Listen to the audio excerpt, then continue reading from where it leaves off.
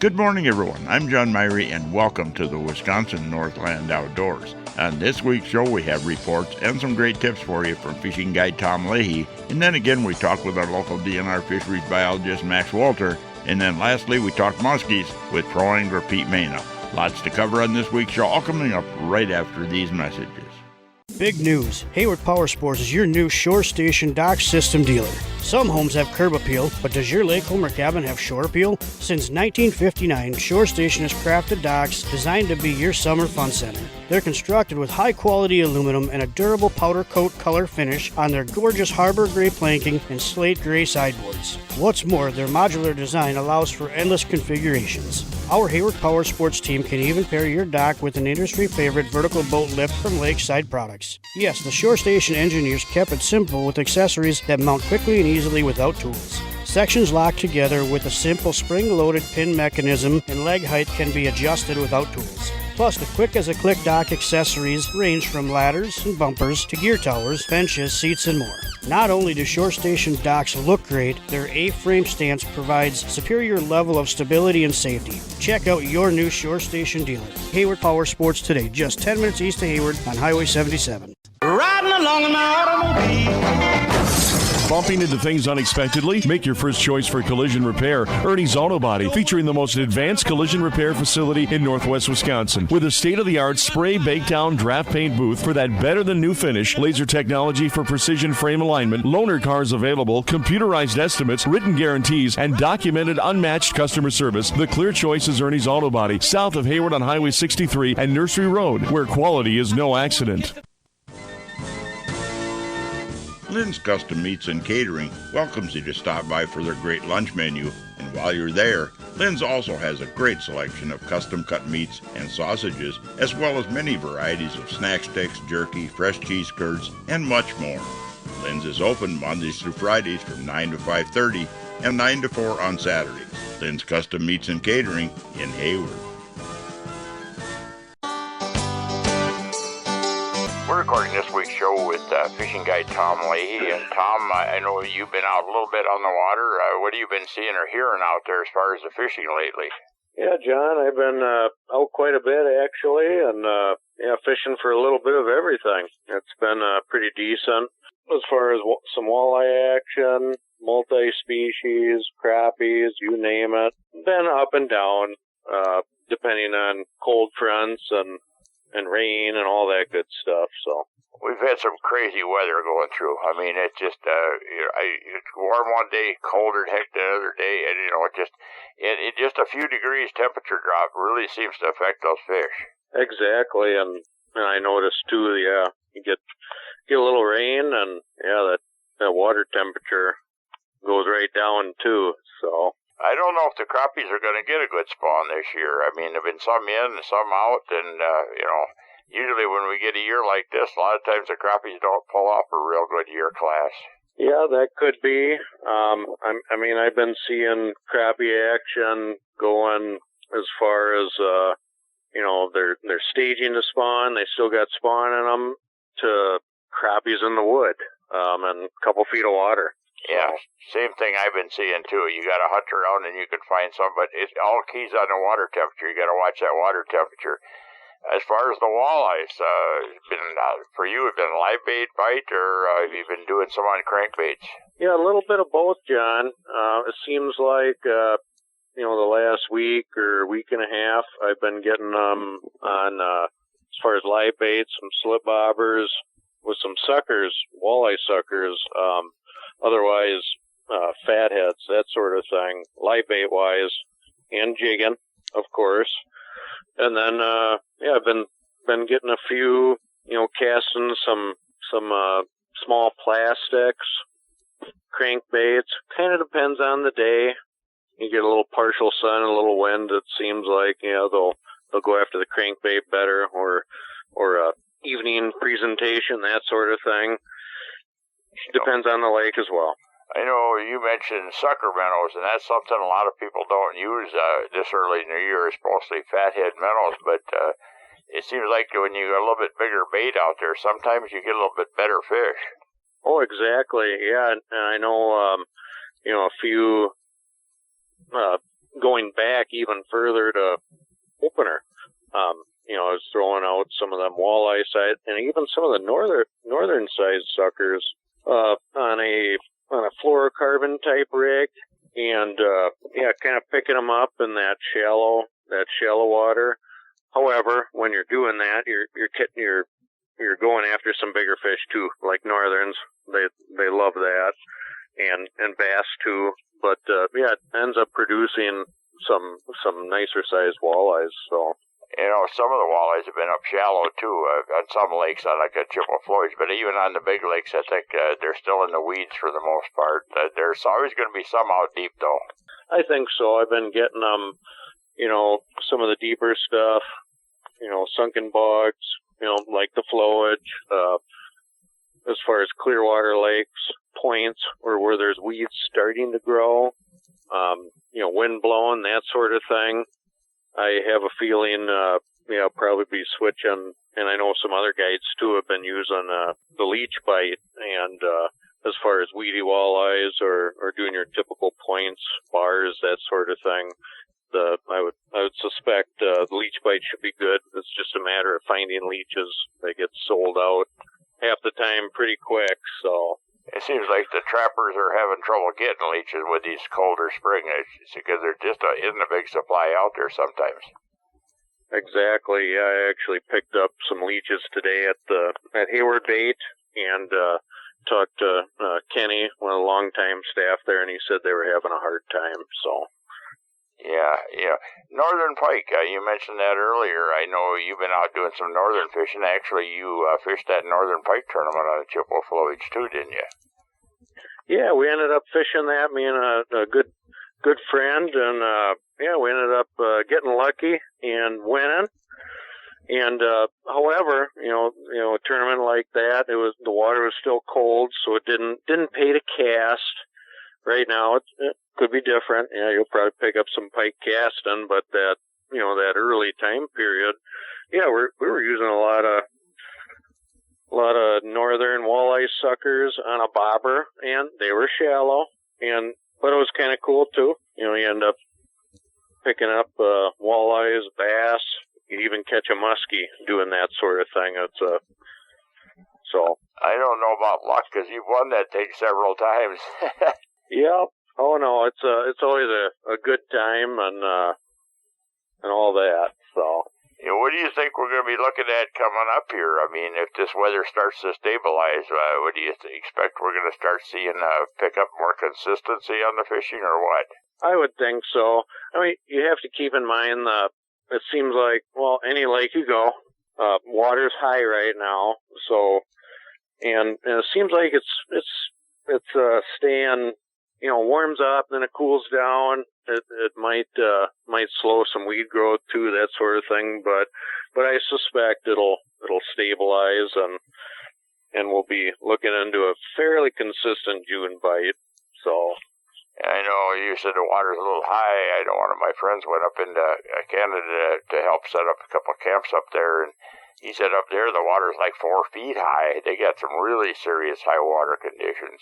And International Falls, I think I heard that, they were having real high water, and they had a late spring, just like we had, so the ice kind of went out all of a sudden, and crazy. Yeah, around here we've had some pretty unstable weather, but we can be thankful we're not over in northern Minnesota because they've gotten it even worse over there, it seems like.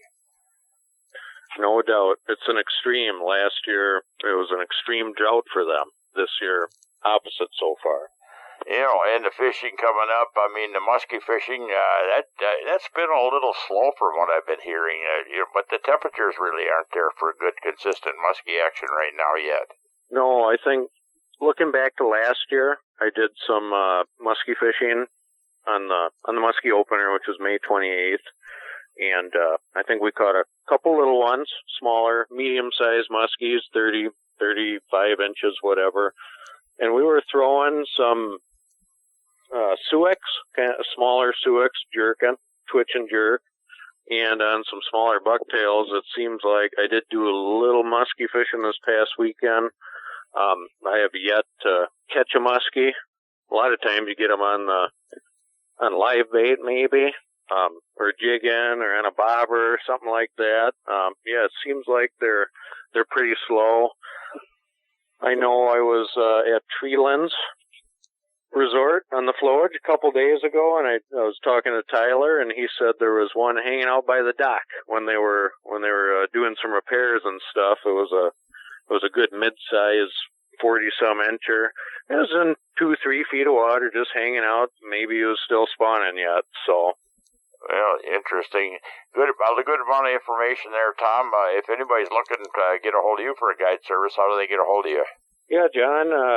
I'm available at 715-558-6755 or Tom Leahy, guideservice.com. Well, thanks a lot for taking the time here to give us an up-to-date fishing report, Tom. All right. Thank you, John. Well, folks, we need to take a break right now and hear from some of the fine sponsors that make this show possible every week. When we come back, we talk again with our local DNR fisheries biologist, Max Wolter, about more of the survey work they did this spring. So stay tuned. We'll be back right after these messages.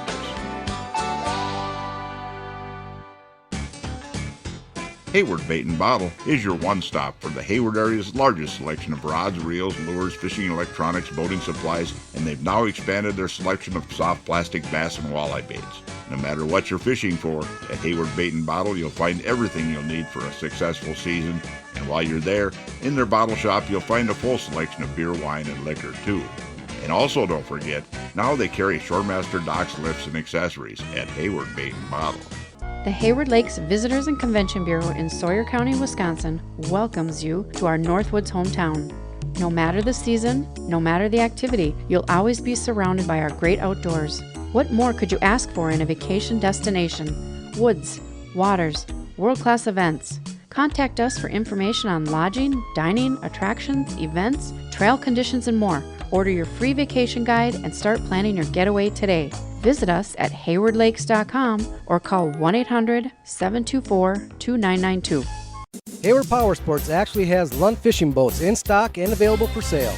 I know, in today's world, it's unheard of, but we have a limited number of 2022 Lunds, all rigged and ready for the water with Mercury outboards. From the 1650 Rebel to the 1875 Pro V Bass, they'll all go fast. Built by fishermen for fishermen. Lunds feature boating's best warranty with 3 years of bow to stern and lifetime hull coverage. And no boat holds its value better. Get your Lund at Hayward Power Sports, just 10 minutes east of Hayward on Highway 77.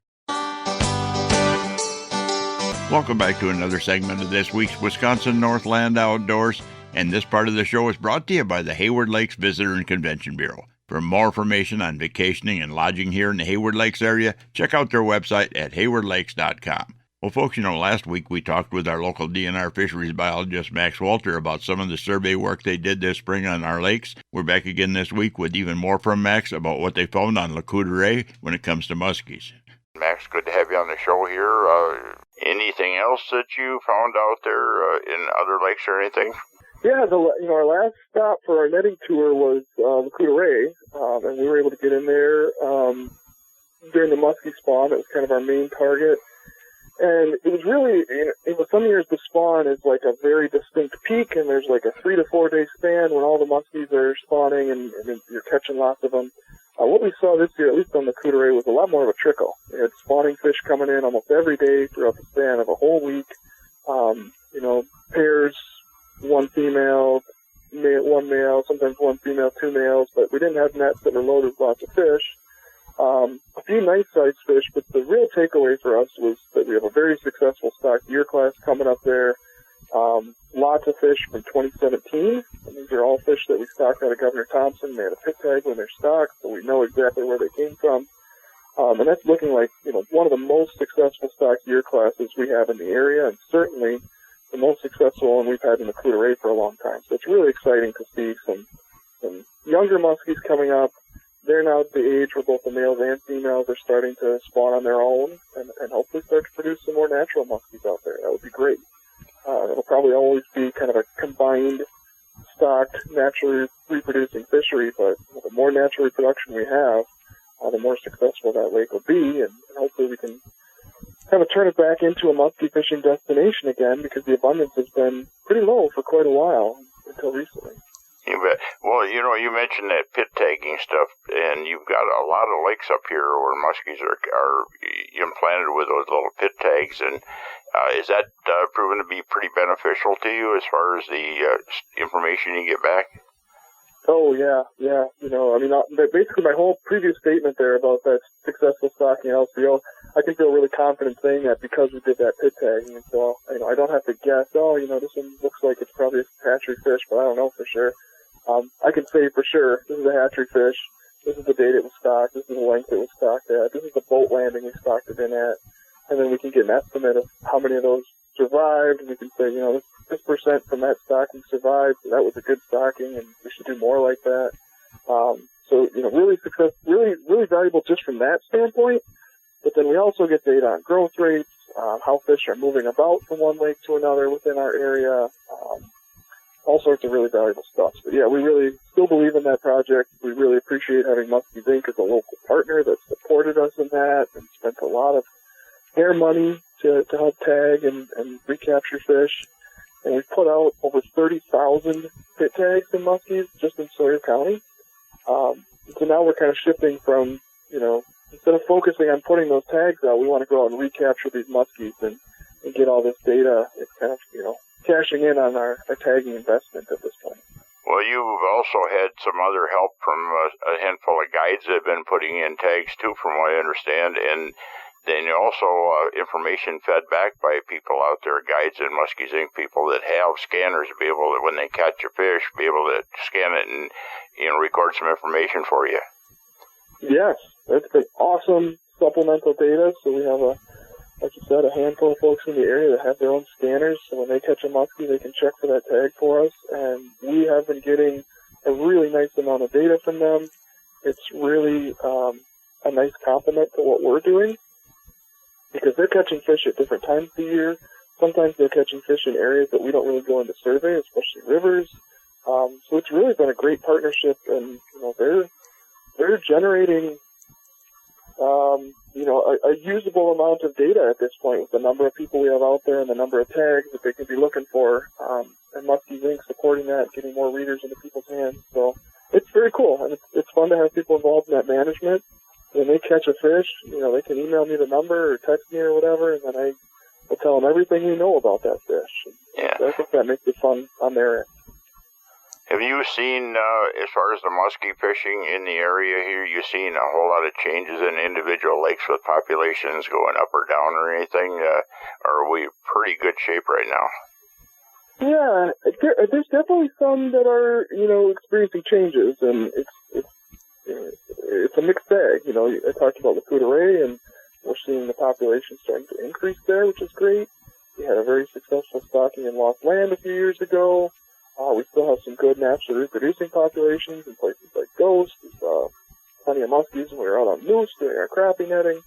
But then we have some where, we are seeing some changes because of a number of factors, but one of the biggest one is introduced pike populations.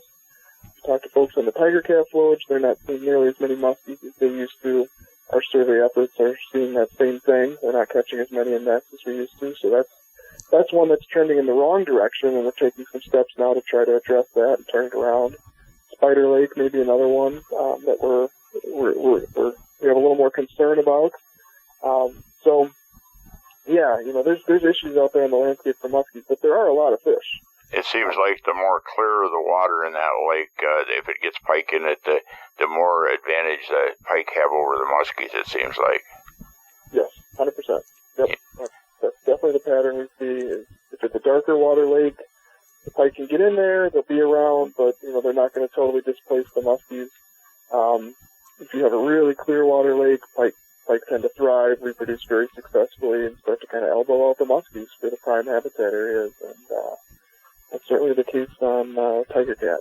You make a few hybrids in those dark water lakes. We got one the other day, walleye fishing about 24 inches, 26 inches, a little tiger muskie. But I can't figure out why we're not seeing some of the bigger ones showing up. It just, I don't know if they get ate by the muskies out there because they just a little more vulnerable or what happens. I think that's what happens to a lot of pike in those dark water lakes is they become food for muskies. Yeah, I think there's a pretty good chance of that. Muskies we see as a little bit better dark water predator, a little more efficient with some of their senses that aren't just visual, whereas pike may rely a little bit more on eyesight. So when you get into a dark water lake like Moose or Blaisdell would be another one, Teal Lake, they're there, but they're not really thriving in the sense that they are in some of these other clear lakes. Yeah. I wonder if the Tigers hybrids, if they are kind of a mix on the sight fishing and able to sound feed a little bit more, that'd be an interesting question. It is an interesting question, yeah. I wonder if we have the answer to that. There's been a fair amount of research into tigers, but we still learn new things about all these fish as time goes on. Well, Max, it's been a pleasure talking to you here. Very interesting for the show here. Yeah, thanks for having me, and good luck to everybody who's getting out there fishing. Well, folks, we need to take yet another break and hear from even more of the fine sponsors that make this show possible every week. When we come back, we'll be talking muskies with pro angler Pete Maina. So stay tuned. We'll be back right after these messages.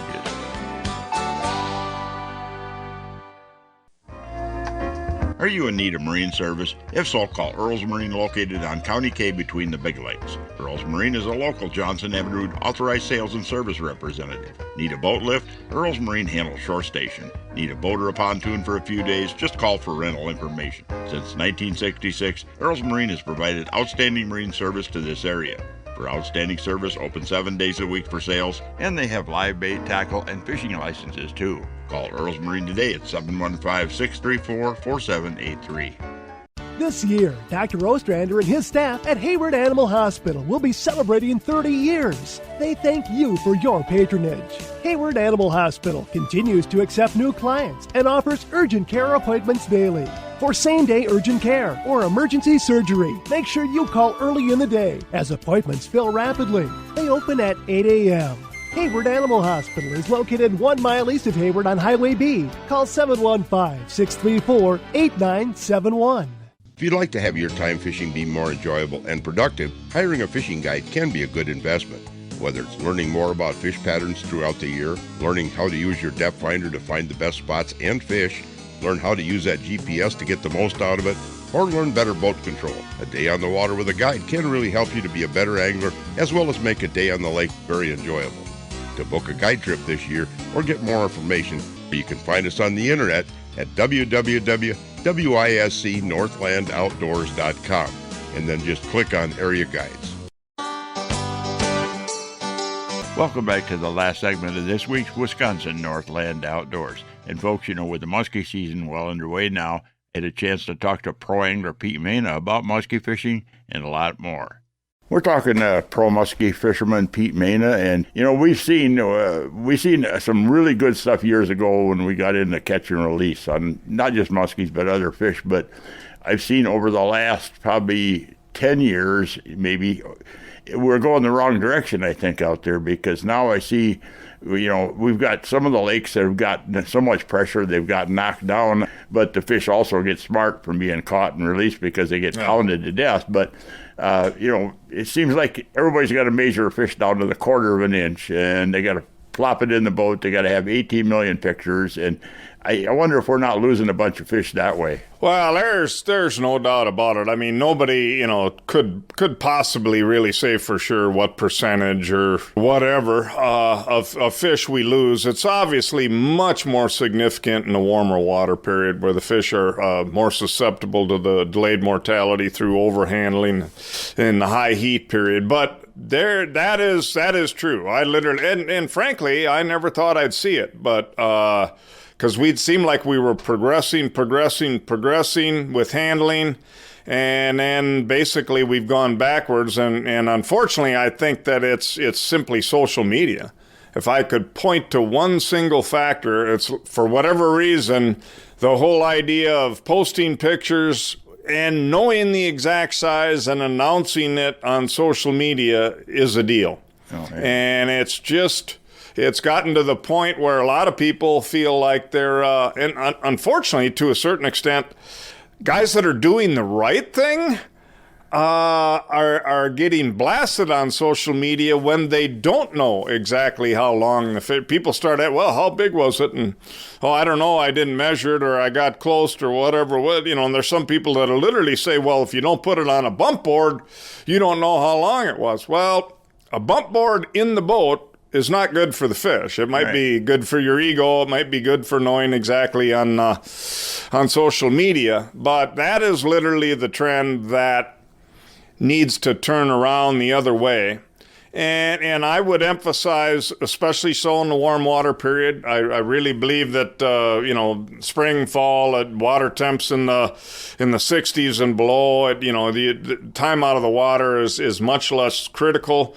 But in the warmer water temps, this trend of people feeling like they have to in-boat measure to precise accuracy every muskie they take is killing a certain percentage. I mean, I would guess 10 to 20% of the fish. And if you look at some of these lakes, like you mentioned, John, that have been, basically the quality of the fishing has gone down significantly. Yes, they get smarter. But the most profound thing that'll keep you from catching fish is fewer of them being in there. And in a lot of cases, you can see the ones where the fish decline of musky captures is directly related to a lot of pressure in the summer months a couple years prior. You can see those correlations. You bet. Well, like I went to years ago, I don't carry a bump board. I carry a floating ruler. And if you catch a muskie in my boat, if you're the one that's holding it, you hold it up. Want a quick picture? I just slap that ruler up. Says, how big is it? Well, it's pretty close to that. It's at least 45 inches, or at least 46, and then it goes back in the water right away. And that way it never gets moved. Once you get a grip, I mean, I don't even like to let go of a fish myself. If I got, especially if it's an unruly fish, because you hand off the fish, it winds up on the floor, it gets damaged and everything else. So it's just all in handling. I remember. One of my friends caught a 47-incher with me up here 2-3 years ago, and I had a camera running at that time in the boat, and it was 36 seconds from the time it came out of the net, picture, and back in the water again. So that's really the ideal situation. You should have just a matter of a few seconds and it goes back in. Yes, yeah, absolutely. And I would, for the people listening out there right now, I would say that try and come to the idea that measuring isn't really necessary. When you start doing it, you'll actually realize you won't miss it. And a floating ruler measurement is easy to get. Obviously, the fish is safer. You can't drop it there. It might not be easy to get the most accurate measurement, but the fish is safe. It can still breathe, and you're going to get within an inch very easily. And frankly, you're letting that fish go. I actually would argue there's way too much emphasis on the size, period, too. Everybody's got to catch a 59 or a 50-incher. I like 49 inchers. I think they're great. I'll take a fat 49 any day over a skinny 51. I don't, but the point being, don't put too much emphasis on the exact length, and all of us, frankly, are going to be a lot better off, fisheries wise, quality wise. Your kids are, everybody is, because more of your fish are going to survive. Just like when I use that floating ruler, the fish is always sagging down in the middle and everything else, especially if it's a 40-some inch fish. I mean, you're not getting an absolute accurate measurement, but it's almost always longer than what you measure because it's bagged down in the middle and everything else. So you tell them, well, it's at least that big. And so, if they want to embellish it another inch or so, that's up to them, but they have for sure caught a fish that big. Yeah, and actually I would certainly encourage people who like to embellish and lie and whatever, do it. Just don't overhandle the fish. You can call a 43 or 47 if you want all day. I think that's great. Just don't take them out of the water and bounce them around the boat. Oh, man. Well, some good information there, Pete. We got enough there. But we're going to talk about fishing again here once we get into summer. Maybe we can get a chance to get to fishing together. We just don't get out anymore like we used to, I think. Yeah, let's do it, John. Okay, thanks. Well, folks, we're about out of time for this week's show. I'd like to remind everyone out there that if you miss a show, go to our website at WNOradio.net. And from there, you can link to our podcast site, and the show is also on Spotify and Google Podcasts every week. And also, if you're looking for information on vacationing and lodging here in the Hayward Lakes area, check out the Hayward Lakes Visitor and Convention Bureau website at haywardlakes.com. Thanks for listening, folks. We're out of time, and we'll be back again next week with another interesting show for you. Listen with me, I'm gonna take you there to our Wisconsin outdoors, our Wisconsin outdoors.